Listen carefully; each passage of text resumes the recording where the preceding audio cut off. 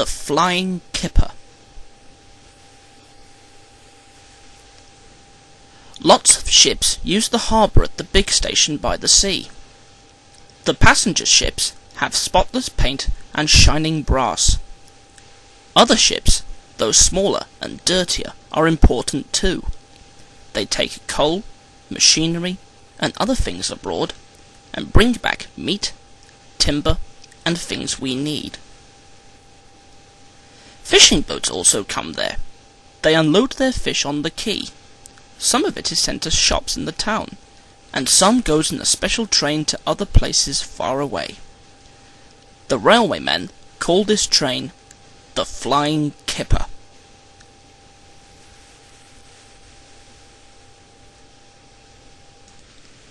One winter evening, Henry's driver said, "We'll be out early tomorrow. We've got to take the Flying Kipper." "Don't tell Gordon," he whispered, "but I think if we pull the Kipper nicely, the Fat Controller will let us pull the Express." "Hurrah!" cried Henry excitedly. "That will be lovely." He was ready at 5 o'clock. There was snow and frost. Men hustled and shouted, loading the vans with crates of fish. The last door banged, the guard showed his green lamp, and they were off.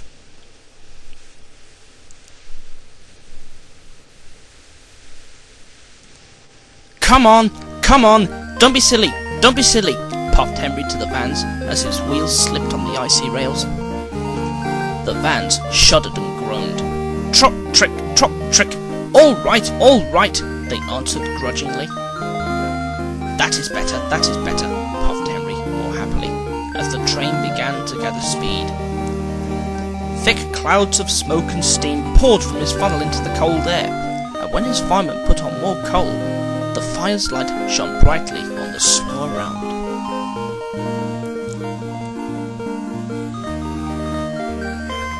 Hurry, panted Henry. They whooshed under bridges and clattered through stations, green signal lights showing as they passed. They were going well. The light grew better, and a yellow signal appeared ahead. Distant signal up, thought Henry. Caution. His driver, shutting off steam, prepared to stop, but the home signal was down. All clear, Henry. Away we go. They couldn't know the points from the main line to a siding were frozen, and that signal had been set at danger. A fall of snow had forced it down.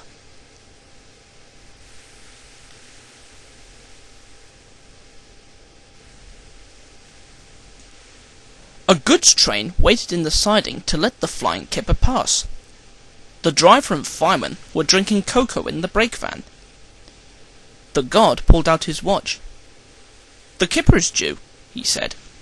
"Who cares?" said the fireman. "This is good cocoa." The driver got up. "Come on, fireman, back to our engine." "Hey!" the fireman grumbled. "I haven't finished my cocoa yet."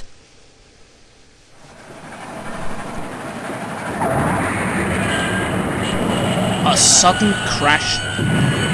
The brake van broke. The three men shot in the air like jacks in the box and landed in the snow outside.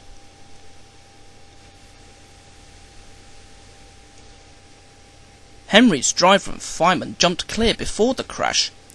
The fireman fell headfirst into a heap of snow. He kicked so hard that the driver couldn't pull him out.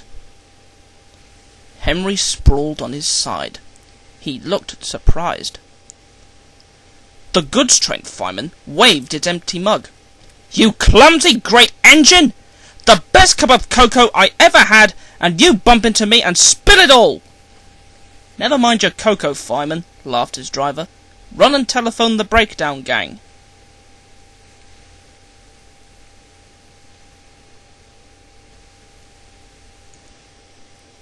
The gang soon cleared the line, but they had hard work lifting Henry to the rails. The Fat Controller came to see him. "The signal was down, sir," said Henry nervously. "Cheer up, Henry. It wasn't your fault. Ice and snow caused the accident. I'm sending you to Crewe, a fine place for sick engines. They'll give you a new shape and a larger firebox. Then you'll feel a different engine and won't need special coal anymore. Won't that be nice?" "Yes, sir," said Henry, doubtfully.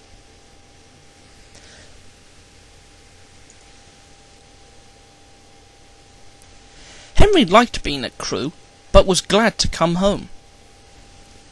A crowd of people waited to see him arrive in his new shape. He looked so splendid and strong that they gave him 3 cheers. "Peep, peep, pip, pip, pip, peep! Thank you very much," he whistled happily.